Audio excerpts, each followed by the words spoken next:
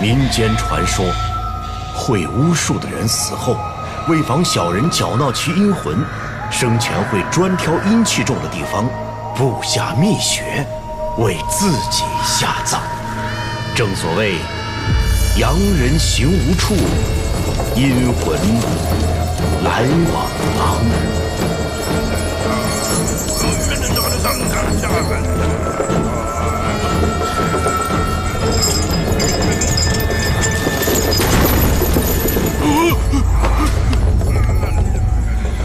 蒋家祖宗在上，今日不孝子孙，未传将门行运之诏，何请祖宗起身？蒋别驾，你起来吧，你祖宗同意了。前来，大显神通啊！哎，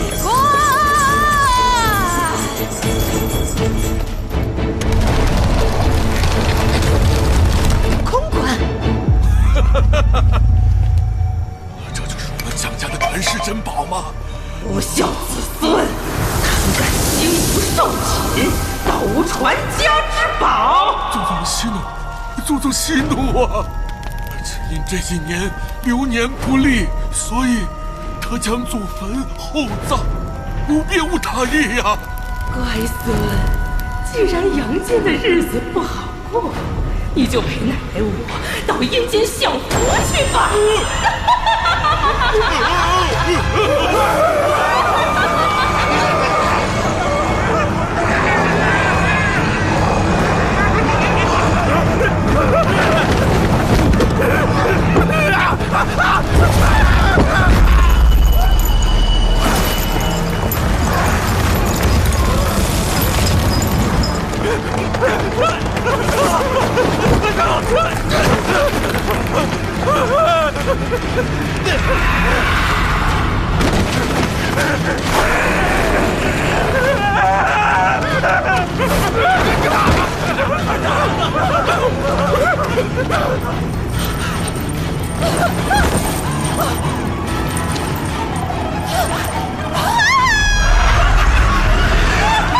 祖宗饶命啊！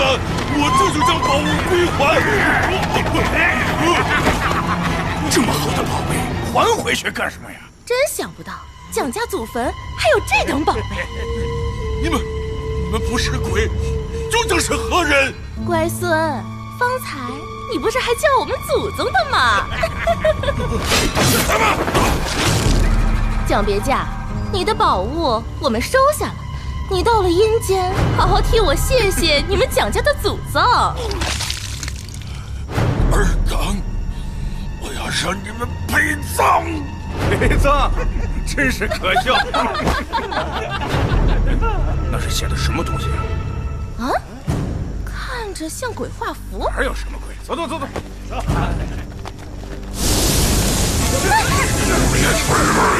胆敢伤我子孙！哪来的东西？敢跟我玩黑吃黑这一套？有本事给我出来！装神弄鬼，先吃老子一刀！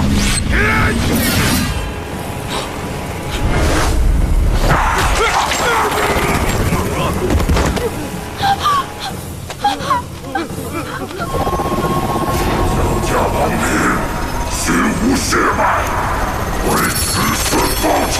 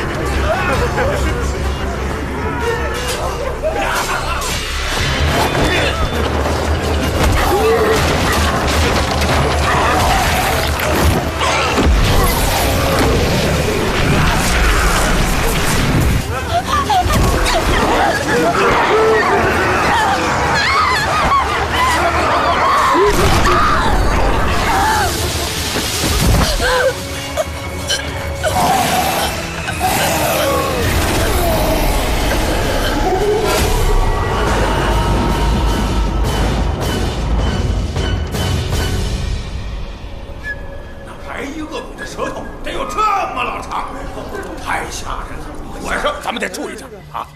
店家啊，如果真的如你所说，那后来又如何呢？后来呀，地方官府和这个恶鬼都在找这个凶手呢，就看他们的造化了。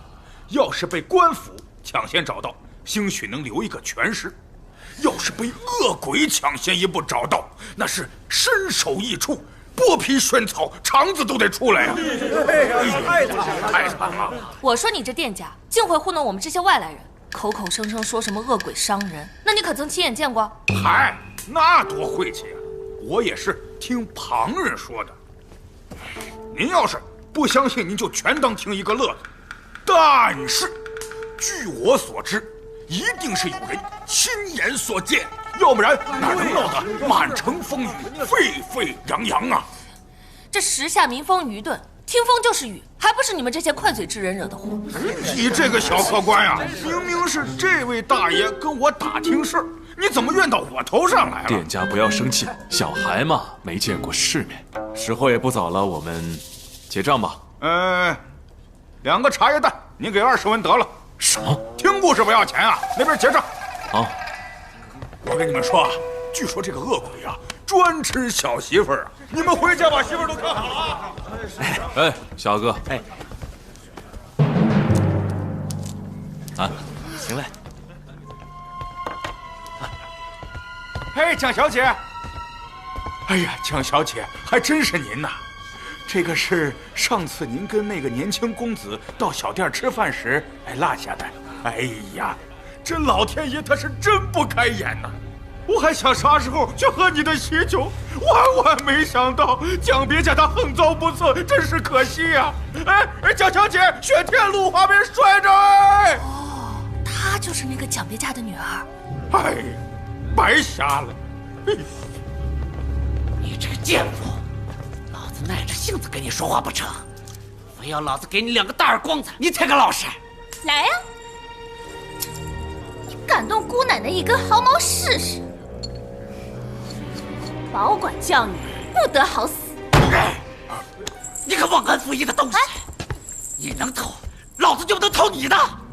嘿，你给我撒开！偷什么偷啊？偷什么偷？你休要冤枉好人呐！小心你这罗锅流脓啊，烂死你！哎呀，罢了！孙桃梅，你们有什么话出去说，你在这吵吵闹闹的，我生意还做不做了？你给我滚一边去！不要脸的东西，等老子回来慢慢收拾你们！是。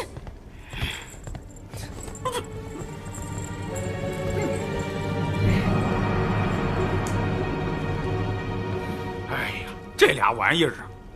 哎，店家，哎，这2个是什么人呢？这2位呀，是前段时间流落到本地的外乡人。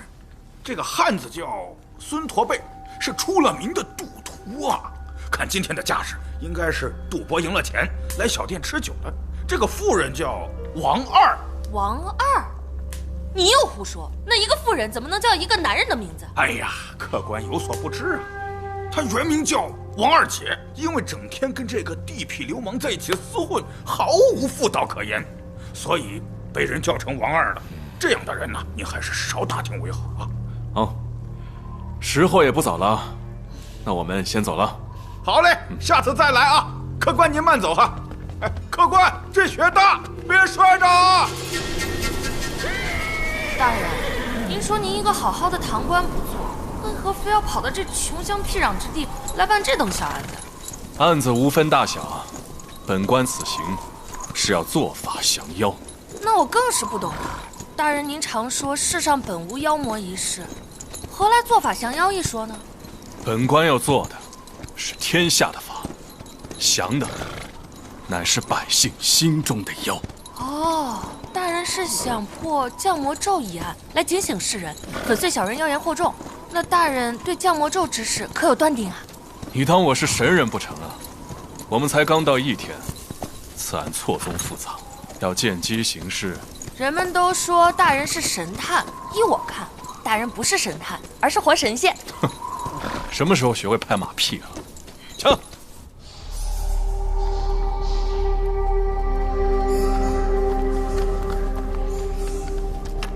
大人，传言案发之后无人敢来此处，刚好保留了现场，更有利于咱们查案。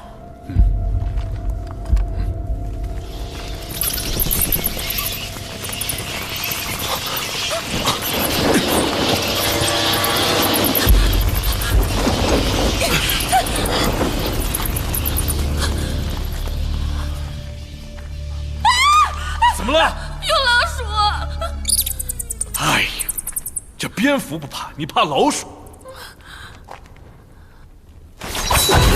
小心！嚯！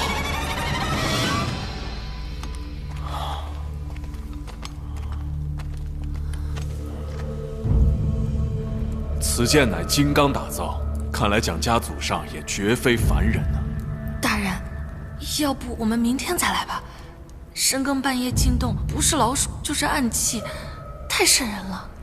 好了，那就留在这里吧，免得进去见到恶鬼，吓哭了可不妙。我才不怕呢，我根本不相信有鬼。让开，我先走。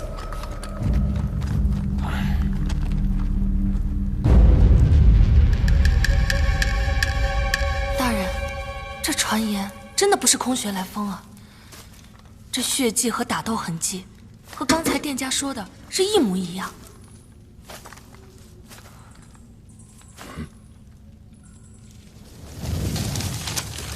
哎，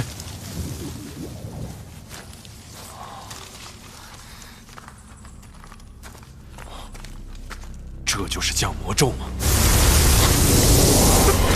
大人小心！汝等何人，敢闯我蒋家禁地？我乃大理寺卿狄仁杰，前来彻查降魔咒一案。你就是蒋家亡灵。有眼凡胎，有眼无珠，吾乃神明。大胆狂徒，狄大人面前胆敢装神弄鬼！吾是凡人，胆敢僭越神明，还不速速退去！大人，待我擒此贼首，此案必破。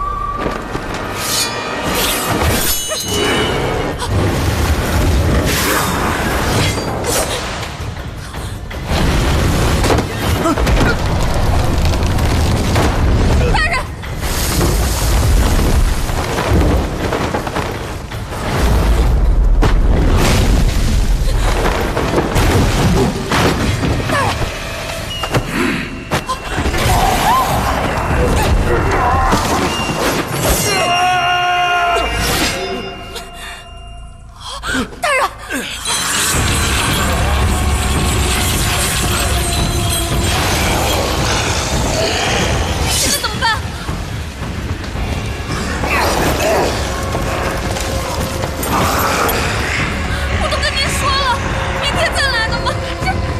废话！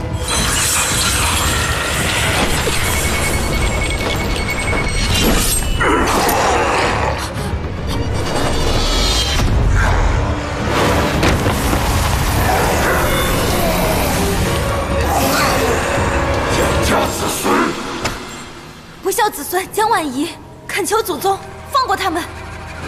是他。尔等速速离去！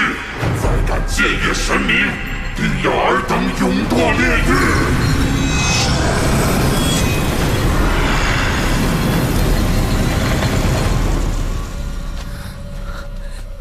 民女蒋婉仪恳请狄大人抓住凶手，为我爹爹报仇。请起。方才多亏姑娘出手相救，多谢姑娘。对了，你是如何得知是本官？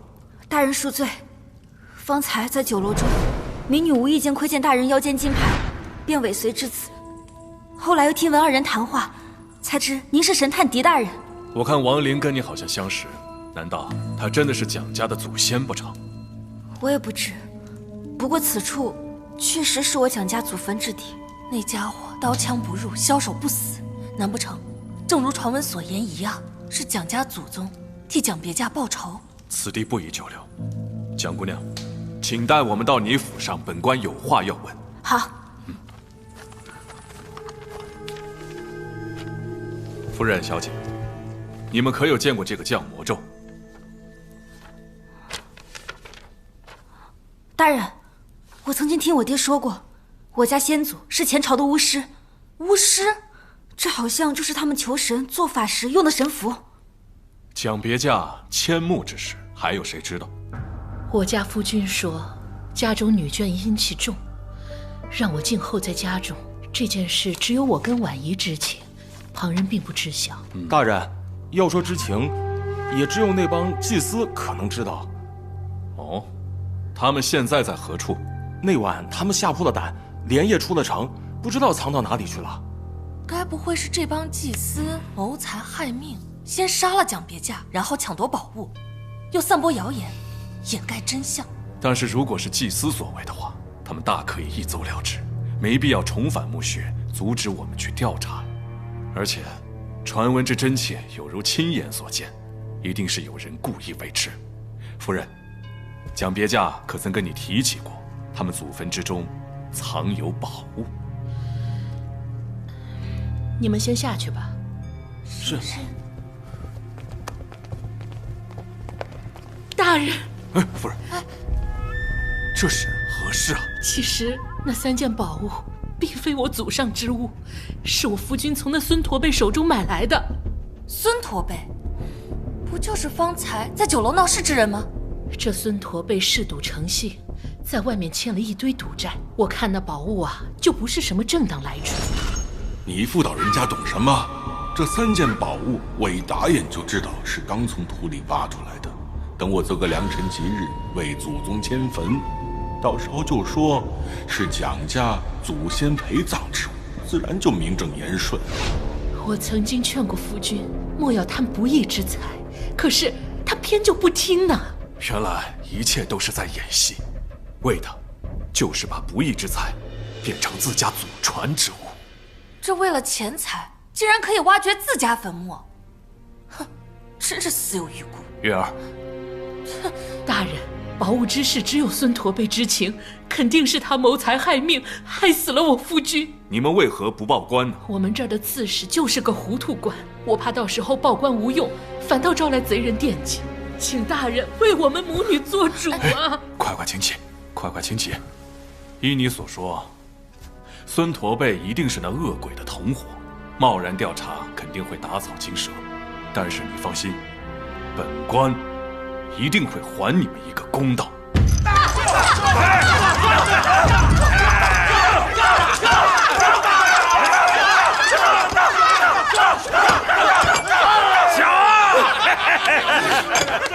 怎么行了？天天走背运！婆子，你天天顶个锅出来，能不走背运吗？梳干净了，赶紧挪窝，别耽误老子赚钱！你不是说前几天你刚发的财？我看你现在这兜里比罗锅都干净。都把嘴闭上！谁说老子没钱了？看看。驼子，最近官府查得紧，这扳指是你偷来的吧？少给老子找麻烦！放你的屁！这是老子走了运，昨夜在路边捡的。不管你怎么来的，想赌就换成钱再来。来路不明的东西，老子不要！你们给我等着，等老子回来赢光你们！咱们继续来。这位兄弟，我看你那扳指挺润的啊，我跟你赌一把。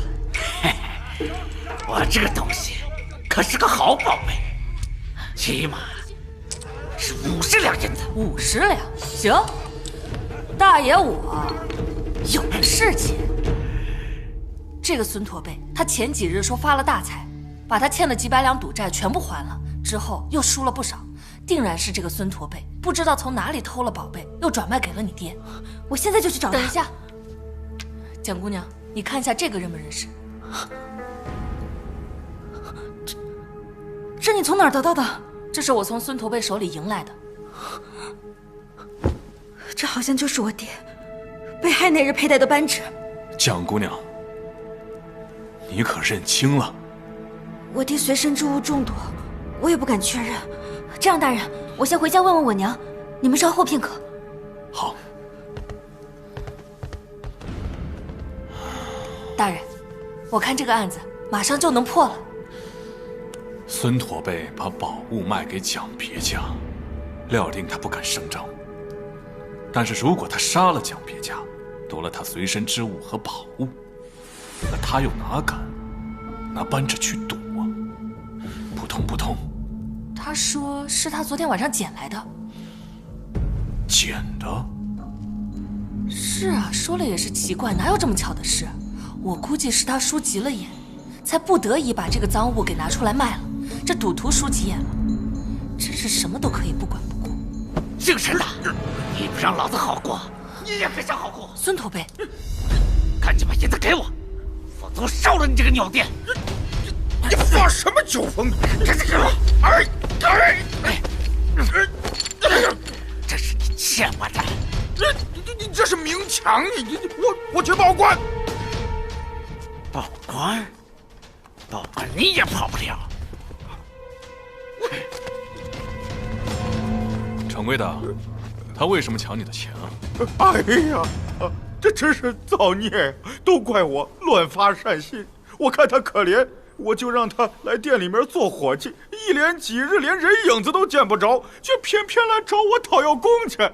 但是他刚刚说过，如果报官，你也跑不了。难不成你们之间有什么事情？这，掌柜的。哎呦，扶我进去，我这头疼啊！哎呦，慢点。大人他们，哎，听说没？昨晚恶鬼啊，又出来伤人了。哎呀，是啊，真是太吓人了。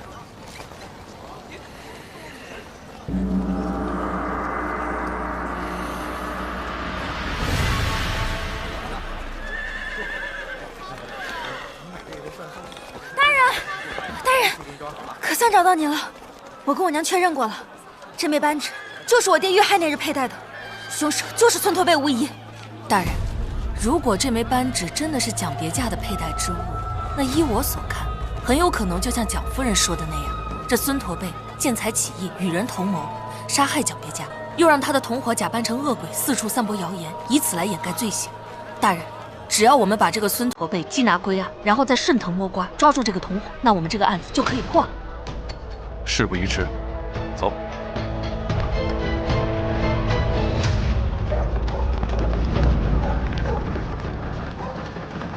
大人，孙驼背家就在前面了。好。哎，大人，这不是那天跟孙驼背吵架的王二吗？先别理他。大人，这边。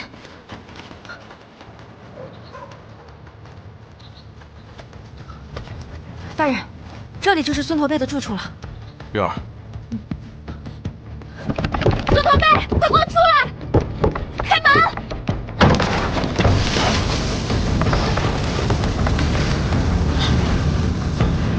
小心点。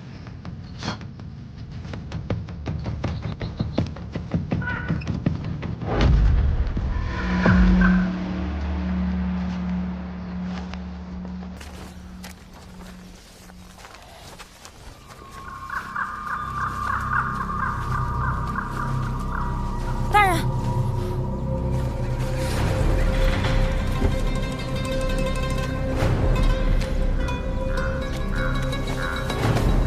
尸体还是热的。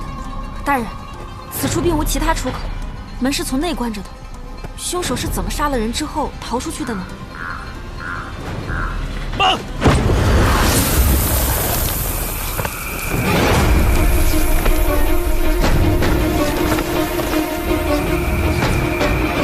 降魔咒，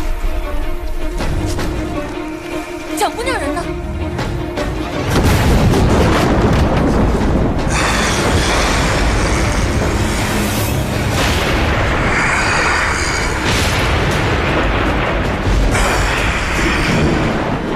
难道他是被恶魔附身了？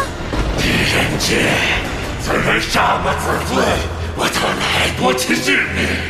已经查出宝物，并非蒋家祖传之物，你还在这里装神弄鬼？宝物非我所有，曹更杀人弑神，蒋家万里，鲜血索命，要我者死。不管你是人是鬼，曹寇杀人自有法律制裁，容不得你在这里胡作非为。我此两力，犯人焉能于神咒？那我狄仁杰今天就要弑神！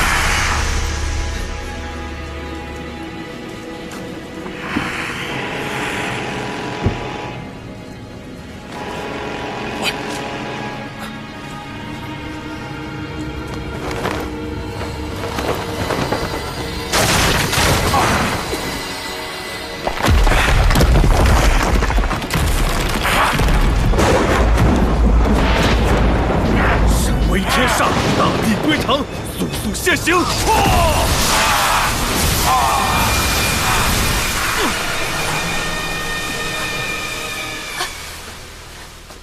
蒋姑娘，你没事吧？我没事。快，别让凶手跑了！是，快点！大胆狂徒，光天化日之下竟敢谋害人命，速速用我拿下！是。慢着，狄大人在此，谁敢放肆？狄大人？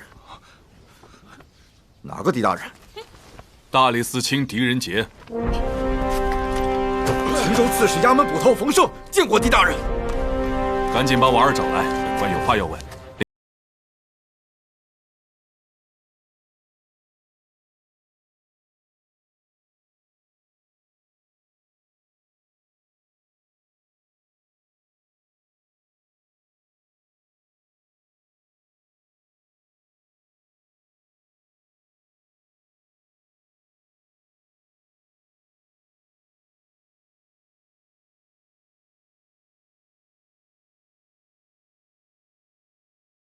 魔咒唤醒蒋家亡灵，在孙驼背家中发现的降魔咒正是蒋家亡灵所留啊！想必用不了多久，这个亡灵就会手刃其他凶手，到时候自然水落石出，就可以结案了。荒唐！你这结论跟市井传言有什么两样？要是等着亡灵来杀人，还要官府做什么？是上官所言极是。蒋夫人说过，宝物是孙驼背盗来的。还不赶紧去查查周边各地有没有坟墓被盗？是。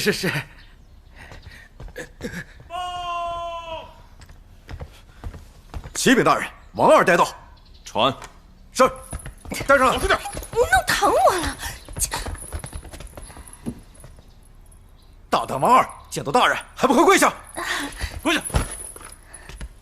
大人，你可认得本官？见过。这位便是大名鼎鼎的神探狄仁杰，狄大人。哦，原来是狄大人。前晚夜里，你和孙驼背吵架，所谓何事？大人，我冤枉呀！如实答话，你没做亏心事，冤什么冤？啊，对，大人，是这样的，前日里他说他家被人翻了一通。他就诬来说是我做的，还让我赔他钱。这附近的人都知道，他家穷的呀，连只耗子都没有。他这分明就是想讹我的钱。所以说，大人，这事儿您可得为我做主。不信的话，你让人把他给带来，我敢当面跟他对质。王二，你方才慌慌张张的从孙驼背家离开，随后本官就发现孙驼背死了，是不是你杀害了孙驼背？孙驼背死了？哎呀，那你们不会怀疑我？大人，我什么都不知道呀。如果是我杀的人，我早就跑了嘛，我怎么还敢回家呀？人不是你杀的，因何神情慌张？是你和孙驼背杀了蒋别驾，盗取宝物，之后再杀了孙驼背，把宝物据为己有。方才你根本没有回家，是去找孙驼背藏匿的宝物去了吧？还不从实招来？什么蒋别驾呀，大人，小人不知啊。我一个妇道人家，你就算是借我10个胆儿，我也不敢杀人啊！还敢狡辩！来人，用刑！啊！哎，放开我，我招！大人，小人与那孙驼背私交久了，就产生了儿女之情。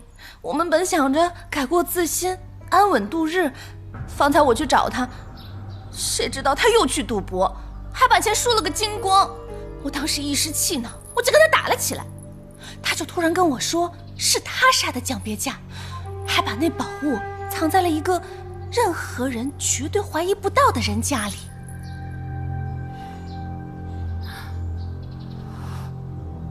他所说的是何人？我当时听说他杀了人了，我那魂儿都吓飞了。我怎么还去在乎那是谁呀？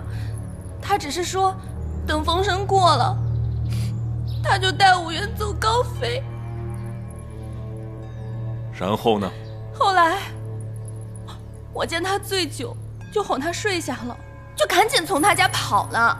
这不正巧在街上遇到了大人，所以我才紧张兮兮的呀。胡说！怎么你一走，孙驼背就被人杀了？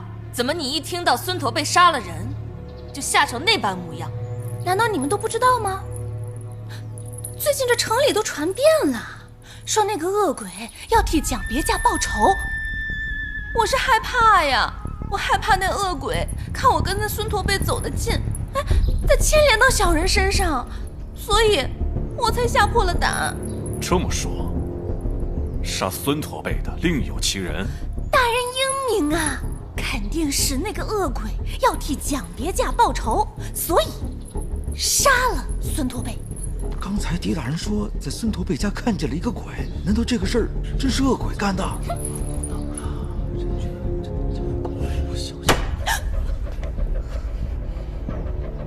王二，暂且退下，没有本官的允许，不得离开本地。谢大人，谢大人。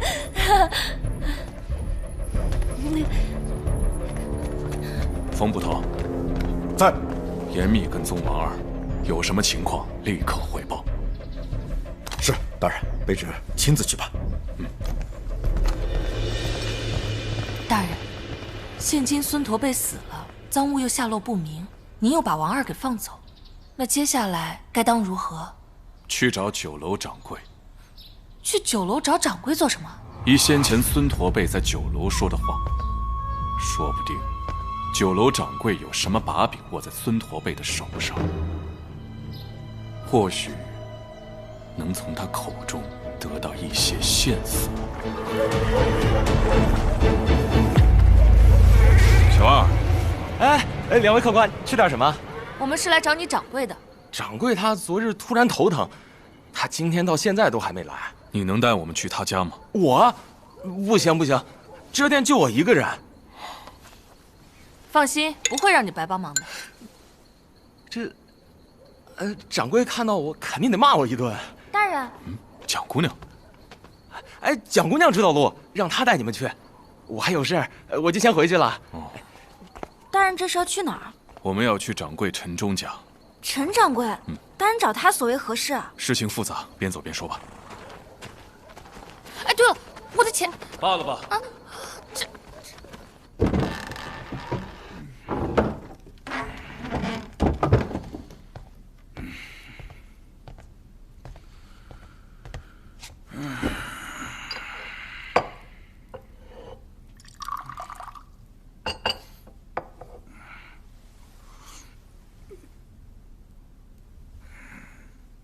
什么时候多了一幅画呀？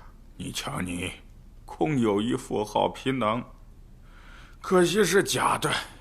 倘若你是活的，能跟你这样的女子快活一番，也不枉此生啊。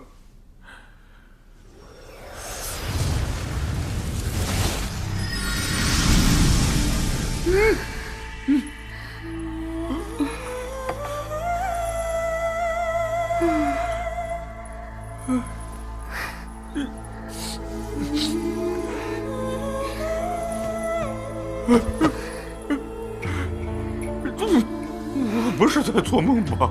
相公若不信，可以摸摸看。好，真好。小女子秋雅本是画中仙，得知相公真情，特此前来相会。真的吗？是真是假？我一试便知。相公，我美吗？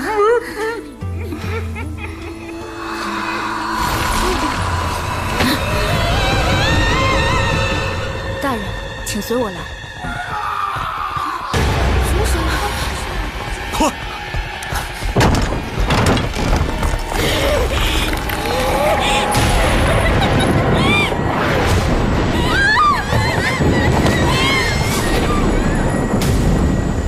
本神已手刃仇人，恩右阴爻，反为先见气也。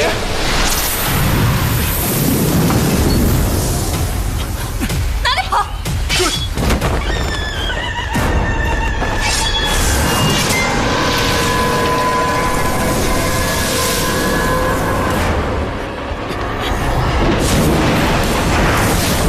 装神弄鬼，看你往哪里逃！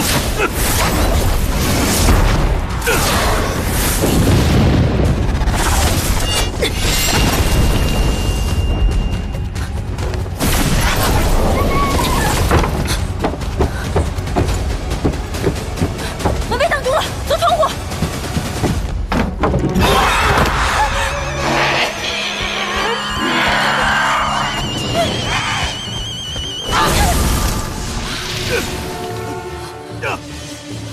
狄大人！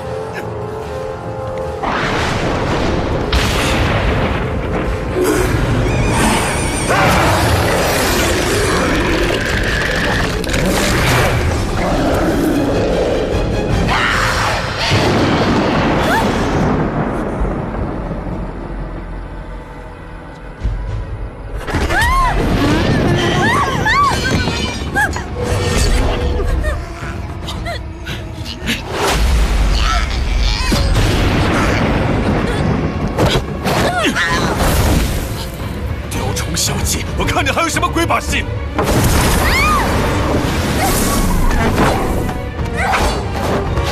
快去帮忙！哇，蒋姑娘，你这是怎么了？大人，我刚刚正与他缠斗，他居然变成了我家祖上的牌位。看来我爹的仇已报。爹，您在天之灵可以安息了。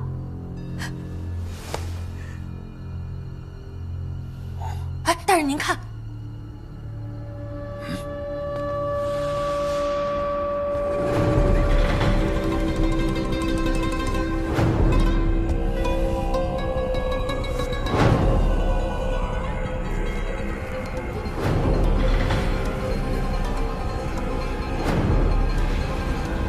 明凡，大人，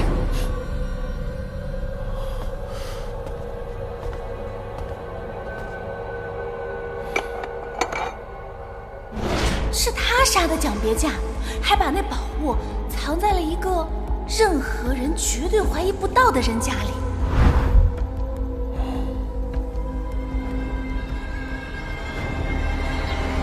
陆大人，陈忠家里的财物都查验过了吗？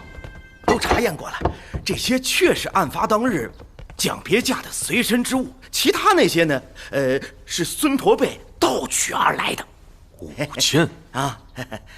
大人，这其中3件确实如我娘所说，是我爹从孙驼背手中买来的。那另外2件又是从何而来？另外的2件也是盗取而来的。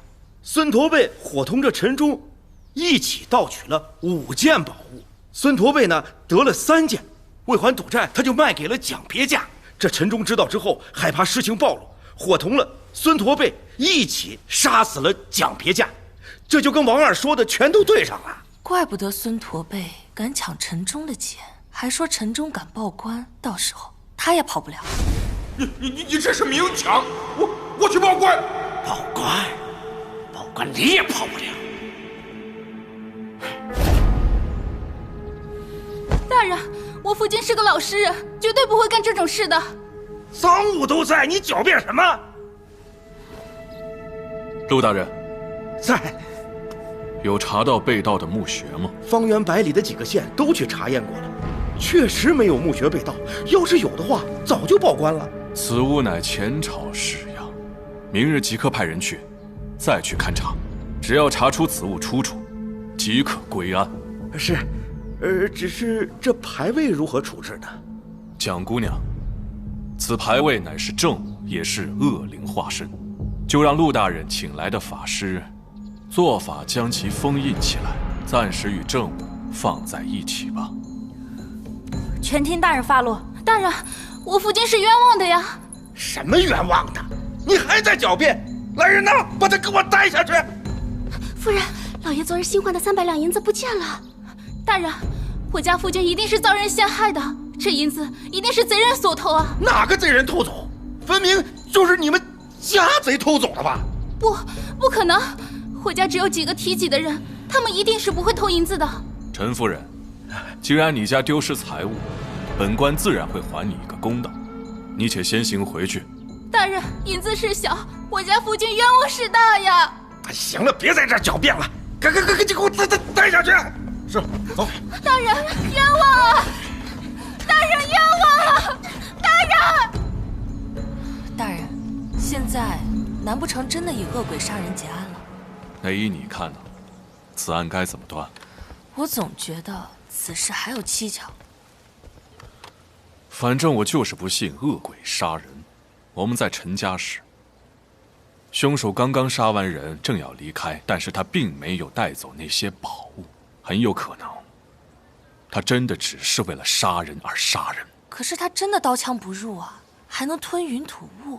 不管真相是怎么样，现在恶鬼都变回牌位，那就说明，凶手可能真的已经杀完他要杀的人了。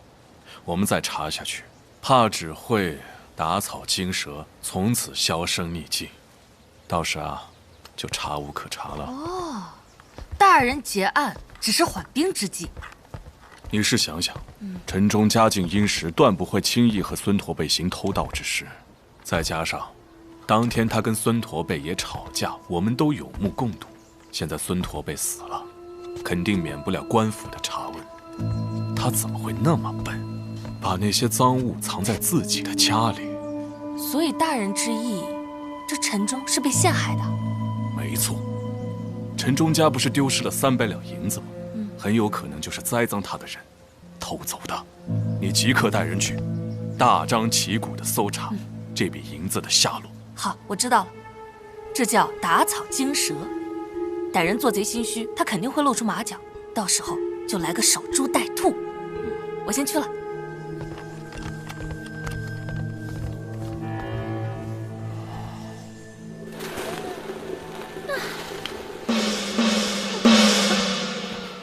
你们给我听好了啊！昨天陈家丢了300两银子，我们奉命前来搜查。你这边是，你那边是，你们那边是，快！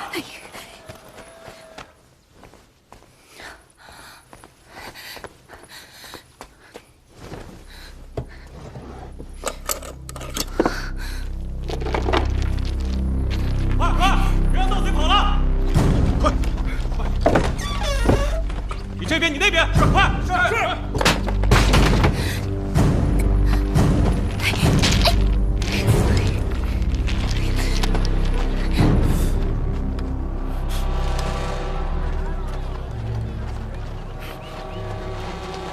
怎么样了？大人，我看到王二带着一包银子，奔那个方向走了。好，那你快赶上去，我去回禀大人。是。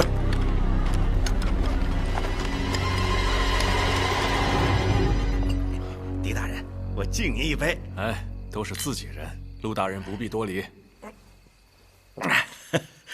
哎呀，正是有大人坐镇，才能在如此短的时间内侦破奇案呐。陆大人功不可没。仅凭些许线索就可以把案件推断出来，厉害厉害！哎呦，不，严重了！下官才疏学浅，不及您的1/1000呀！哎，哪里？只不过依我看，大人你阐述案情的时候，好像略有迟疑。不知道这个案件是你独自推断出来的吗？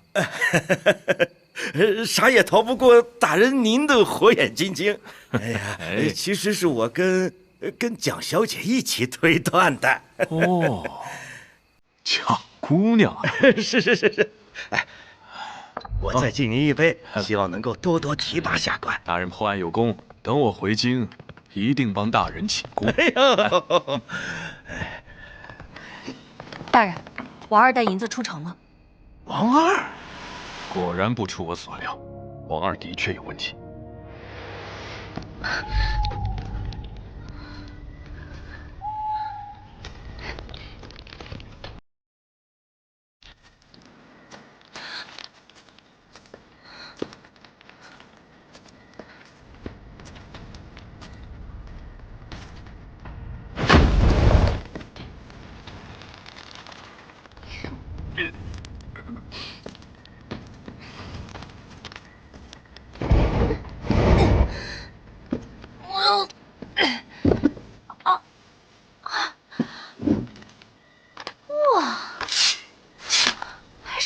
想到。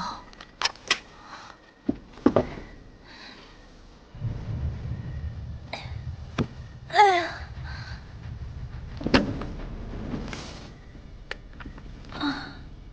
累死老娘了。大人，我看到王二进了义庄。义庄？是。快去禀大胆。那您？快去。哦，是。义庄。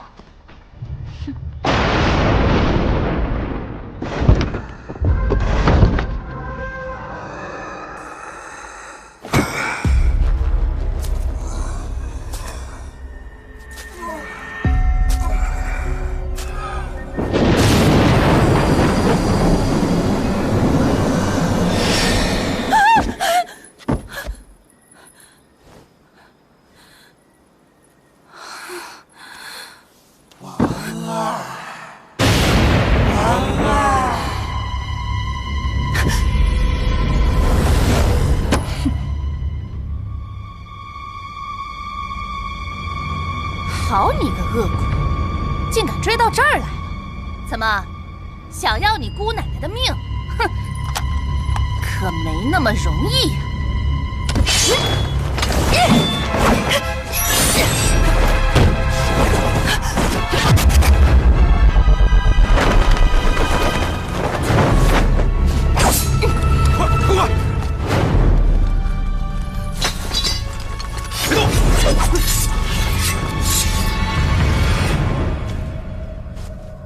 大人，我什么都没有做，你为何抓我？放开他！谢大人。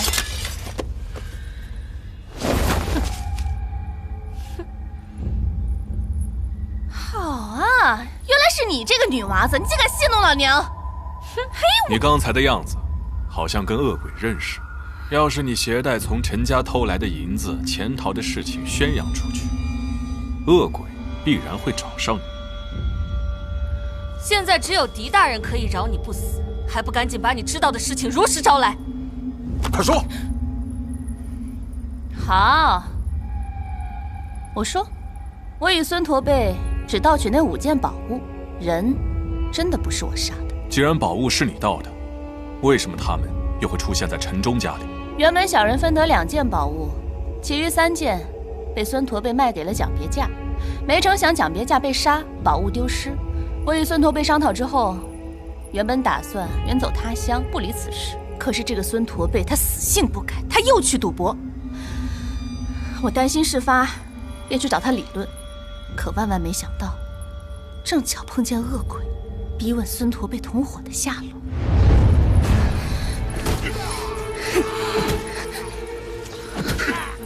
我是谁？别打了！快说！找了掌柜陈忠，还有谁？快说！我猜那恶鬼一定会去查陈忠，于是，我便事先把宝物藏到了陈忠家。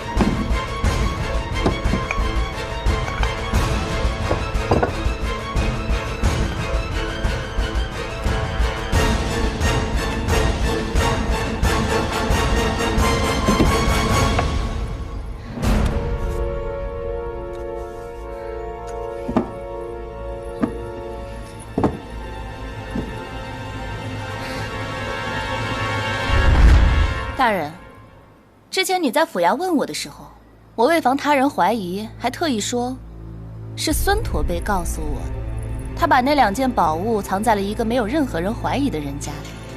只要陈忠被杀，所有的罪名都死无对证，我便可以解脱了。可是小人就是不甘心，不甘心这2个宝贝就这么被丢回去，所以啊，我就翻到城中的卧房，顺手偷走了几百两银子。你说我也是点儿背。事发之后，你们这些官兵就到处搜查银子的下落，我这才被逼的仓皇逃亡。一派胡言！你家里藏了2件宝物，若陈忠不是凶手，那他家里为何会有5件宝物？孙驼背又为什么要陷害陈忠？我说的都是真的。蒋别驾被害的时候，我们3个人都不在场。至于孙驼背为什么陷害陈忠，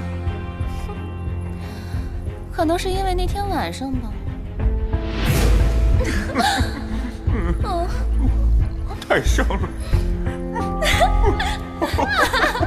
你个小骚货，小点声，你怕别人听不见。干嘛呀？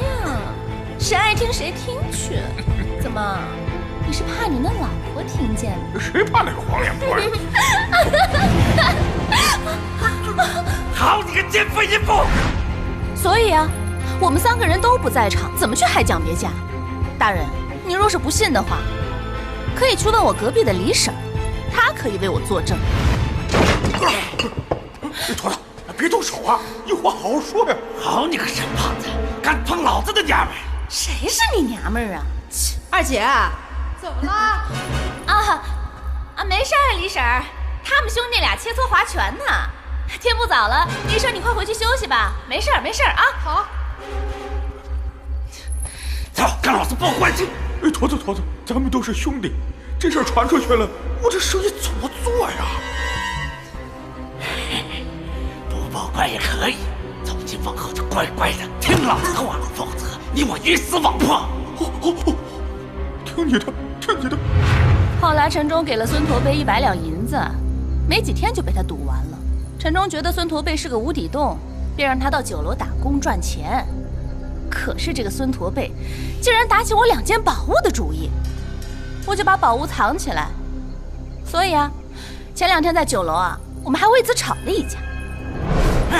你个忘恩负义的东西！哎，你能走，老子就不能偷你的！你给我撒开！你给我撒开！冯捕头，在，去问问那个李婶，当天晚上有没有发生过这样的事情？是。这孙驼背，难怪不怕陈忠去告官，原来这个陈忠也不是什么好东西。不过，既然陈忠是被他陷害的，那他那3件宝物又是从何而来？当时除了他，就只有恶鬼进过陈忠的房间。对呀，这恶鬼的宝物又是哪儿来的呢？他又为何会留在陈忠家里呢？王二姐，宝物是从何到来的？城北80里处的深山里，我们所盗的墓，可是青州司马柳大人家的墓。柳司马？就是之前勾结歹人，图谋造反，朝廷本意宣柳家人进京调查，但不知道为什么，还没进京，柳家就惨遭一门。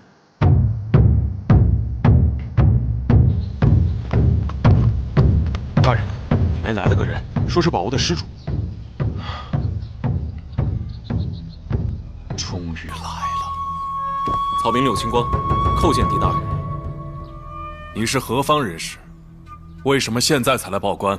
回大人，草民祖上为前朝将军，因家道中落，便残居于城北山中，为祖宗守墓。数日前在外办事，昨日归来，发现祖坟被盗，陪葬物尽失。经打听得知，官府正在寻找失主，今特来报官。把证物呈上。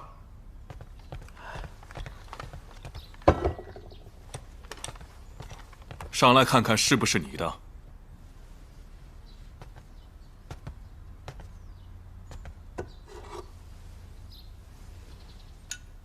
回大人，这正是草民祖上之物。这么说，全都是你的？太好了，这么说这个案子就可以结案了。那就好。刘清光，你先找一个客栈住下，让本官禀告朝廷，结案后以便领回失物。是。草民告退。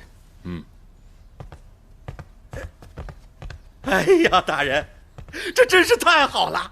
大人洪福齐天，恭喜大人结案。糊涂！作为朝廷命官，寒窗苦读圣人之言，你都读到狗肚子里去了。难不成你要本官以恶鬼复仇，结案不成？凶手杀人，留下宝物，唯一动机就是为了杀人。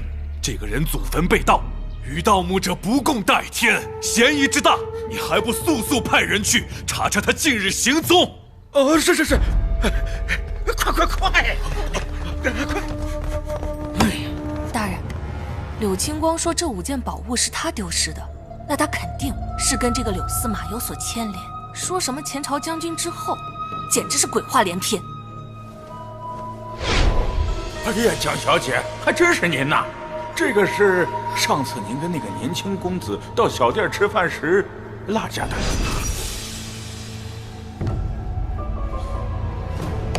大人，大人！哎，小二，蒋姑娘前几天在你酒楼丢失荷包，你可知道？知道啊。知道还不快说？那天正好是蒋别家被害的那天晚上，蒋小姐提前到我们小店，随后来了一个仪表堂堂的俊公子。你来了。你有没有看清楚那个公子的眉角上面有没有伤疤？伤疤？有，就在这里。是他。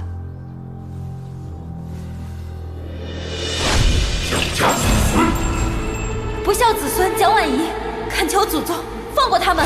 此处并无其他出口，门是从内关着的。凶手是怎么杀了人之后逃出去的呢？蒋魔咒，蒋姑娘人呢？我刚刚正与她缠斗，她居然变成了我家祖上的牌位。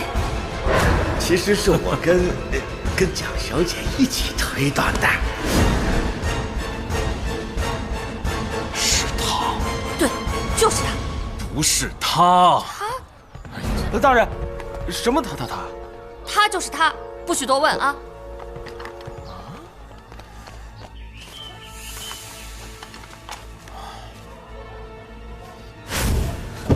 孙驼背，快给我出来！开门！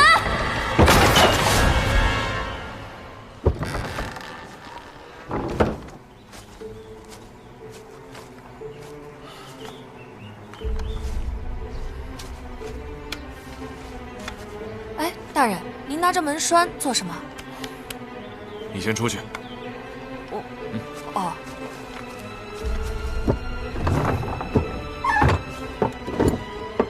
大人，您这是？可以进来了。哦。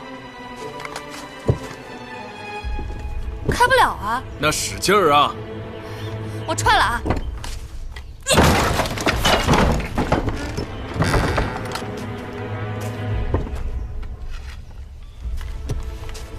大人，这是何意？哦，我想起来了，那天我们来孙驼背家的时候，蒋姑娘也是把门踹开的，但当时那个门栓完好无损。没错，当时那道门根本没有锁上。可蒋姑娘为什么要骗我们呢？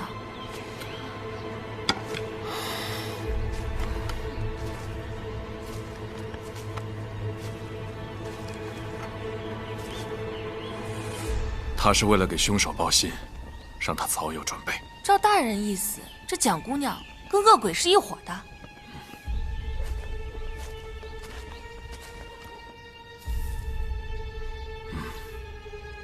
看来蒋姑娘她在演戏啊。当孙驼背被附体的时候，她莫名失踪，为的就是配合凶手施展幻术。幻术？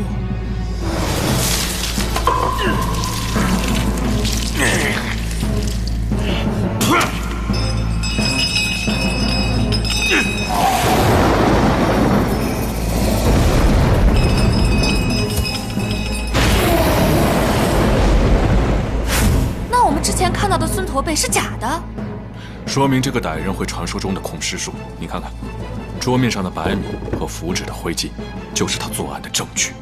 可是大人，明明蒋姑娘还救了我们一命呢，她怎么可能跟恶鬼一伙呢？那很简单，去蒋府一问便知。就算我们去了，她也不会承认的呀。想必这个时候啊，他已经不在蒋府了。那我们去做什么呀？嗯。哦，我想起来了，等我一下，大人。狄大人，多亏了有您，才能替我夫君报仇，请受我一拜。哎，琴琴，其实咱们今天来是来归还政务的，有没有见过这枚扳指？见过，见过。这是我家婉仪1个月以前给他爹的寿礼。哦，您是说这扳指是蒋姑娘送给他爹的？对，婉仪为了给他爹一个惊喜，特意跑了好几家铺子，才买到了这枚扳指。可是他说……对了，蒋夫人，不知道蒋姑娘现在身在何处啊？自从出去办案之后，至今未归。大人，莫不是婉仪出现什么状况了吧？没事没事，可能她在找线索而已。刚好我们也累了，可否坐在这里讨杯茶喝，顺便等她回来？二位请入座，我这就准备。谢谢。有劳夫人。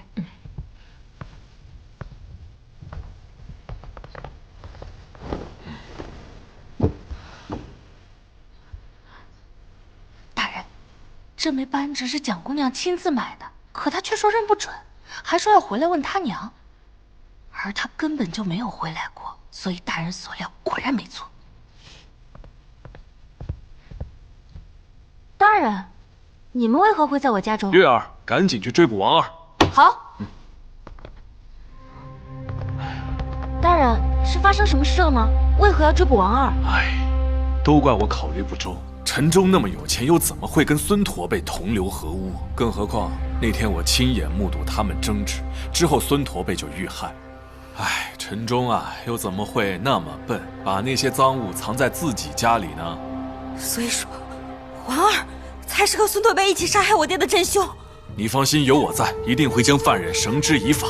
刚刚衙役回报，有人看到王二拿着一包袱的银子往城南方向去了。我现在就亲手把他抓回来。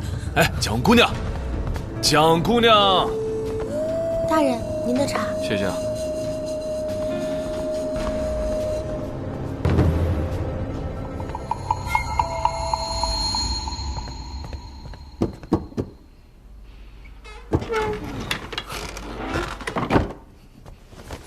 亲哥，陈忠是被王二陷害的，他才是孙驼背的同伙。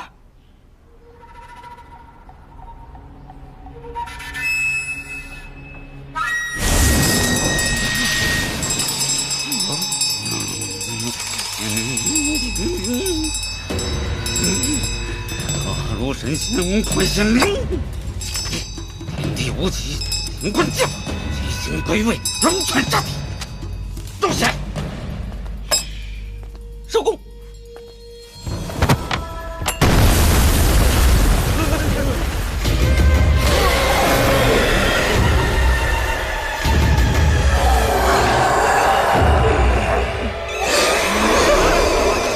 何方杨月总管？外人邪道，也敢触犯本神灵！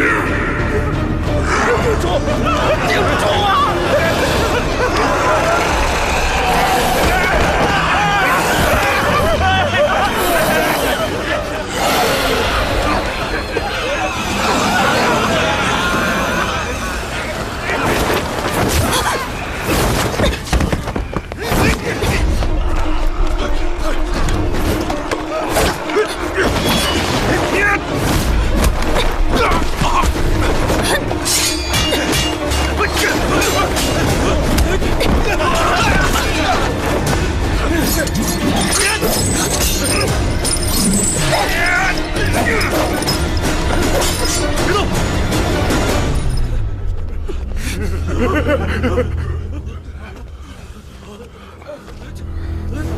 蒋姑娘，本官恭候多时。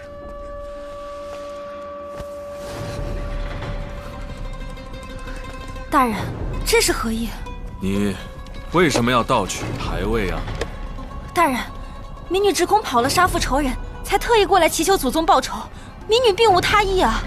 好伶俐的丫头，你根本就是和柳青光串通一气，杀死陈忠和孙驼背。大人冤枉啊！我根本就不认识什么柳青光。本官已问过酒楼的小二，前几天和你见面的正是柳青光。冤枉啊，大人！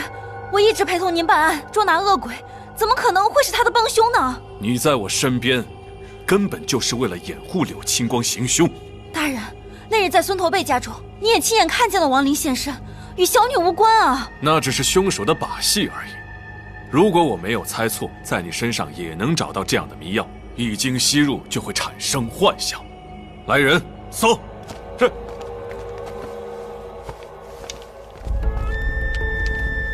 就是他。那夜在陈府，柳青光杀完人后正要逃窜，却被我等拦住，所以情急之下放出迷烟。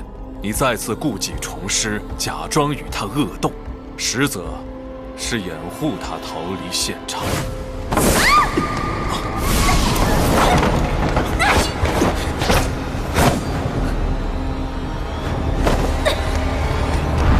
事后，你声称恶鬼变回牌位，以掩盖一切的真相。想必柳青光事先把牌位放在书房之中，待人发现恶鬼杀人便能成为事实。哼，之后你还诱使陆大人做出恶鬼杀人的推演，让本官以此结案。结案后，柳青光前来报官，便能领回所有事物。真是绝妙的计谋啊！这些都是大人的猜测而已，我真的毫不知情。看到这枚扳指了吗？我们已经问过你娘，是你亲手为你爹挑选。王二已经全部招供了，给他供词看看。不可能啊，大人！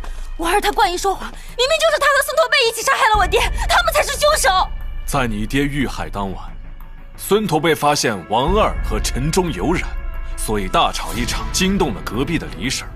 他们三个都有不在场的证明。不可能，一定是他们。对，是他们收买了李婶。你试想想，如果真的是王二和孙驼背杀了你爹，而恶鬼又频频出没，他们哪敢当众吵闹？而孙驼背又哪敢拿赃物去赌钱？如果王二说的是事实，你想不想知道真凶到底是谁？就是恶鬼柳青光。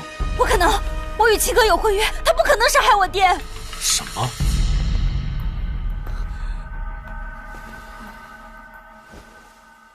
原来你们有婚约。以我推断，数日之前柳青光祖坟被盗，经他一番查探，他就误以为你爹是盗墓贼，准备杀人报仇，但是又怕被你发现，他为了掩盖真相，杀害你爹之后，盗取你爹的随身之物，再来到酒楼跟你会面，制造不在场的证据。当你把3件宝物都是你爹从孙驼背手上买来的事情告诉柳青光，他为了嫁祸孙驼背，就把你爹的扳指丢在路上让他捡走，让你误以为孙驼背是杀害你爹的凶手，柳青光就以替你爹报仇之名杀害孙驼背，实则杀人灭口，而你却为他掩盖罪行，制造幻境杀人的假象。难怪我劝他报官，叫孙驼背绳之以法，他却坚持要手刃仇人。随后，柳青光根据孙驼背的供认，来到陈忠家，发现了王二事先放在书房里的2件宝物。柳青光就认定陈忠是同伙，趁他还没回家，再把自己的3件宝物都放在他的屋里。当你看到宝物的时候，你也确信陈忠就是杀害你爹的真凶，而他只要去报官，不但能领回他失去的宝物，还可以掩盖他杀死你爹的事实。柳青光，你个狼心狗肺的小人！大人，我愿认罪伏法，但我求求你，千万别放过他！我要让这个负心汉替我垫长命！走，大人，大人，大人，狄大人，狄大人呐，狄大人，我班救兵来了！事不宜迟，召集所有官兵，本官要去结案了。狄大人英明神武，我就不去了，我守好府衙就行。所有官兵，跟我走。是。狄大人，给我留几个兵啊！狄大人，给我留几个兵啊！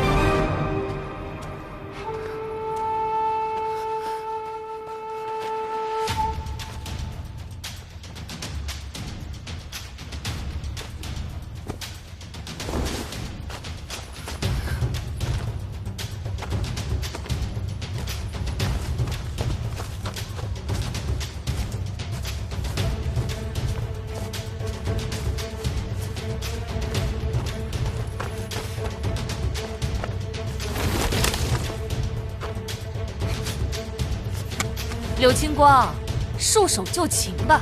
是你。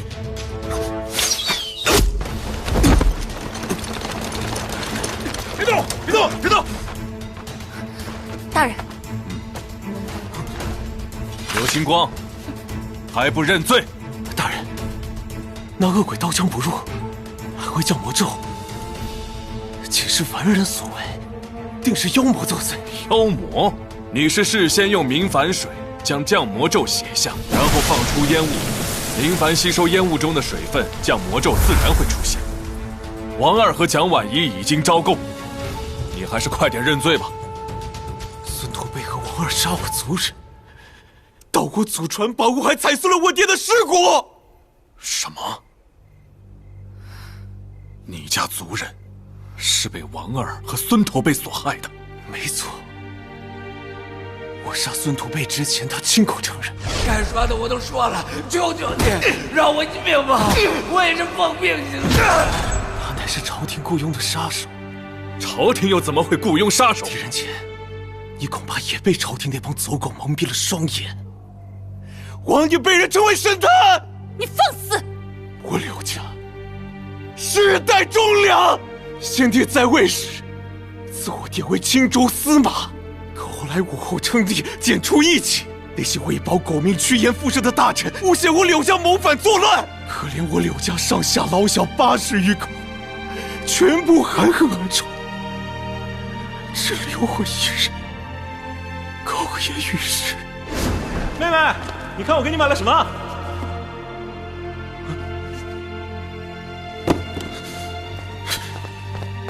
阿福，阿全。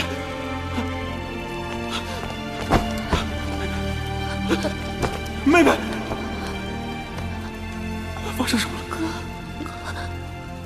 妹妹，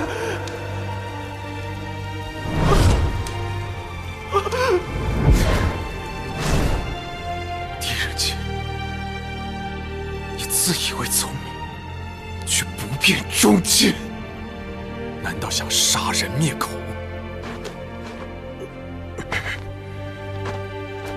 既然天帝亲手布下我柳青光，我就撕碎这山河大地，在太平金銮殿斩尽狗官，为我族人报仇！你柳家有冤，本官自会替你们伸冤。你先认罪，我会还你爹一个清白。他就是迷信正义公道，才落得尸骨粉碎。我会自证公义，我就是神明！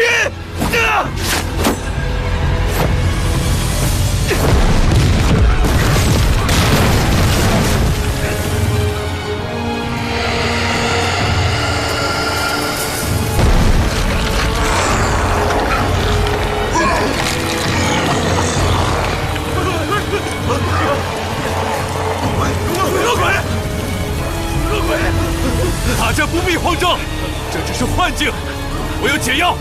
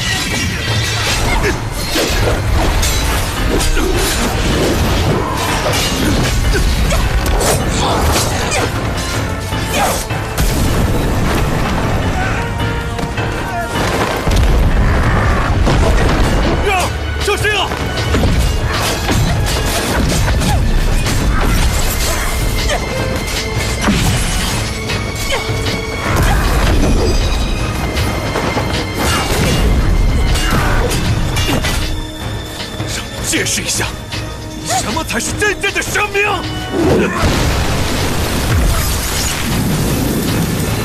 青光，青光，你们都回来了，我杀了孙驼背，我杀了陈忠，你们都看到了吧？我要把他们都杀了！不要再伤害人了，弟弟，住手吧！儿子，住手吧！不要再杀人了！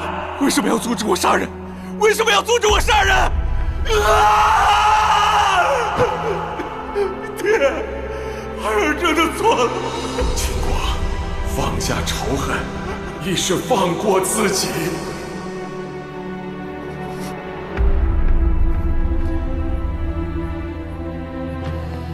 太宗，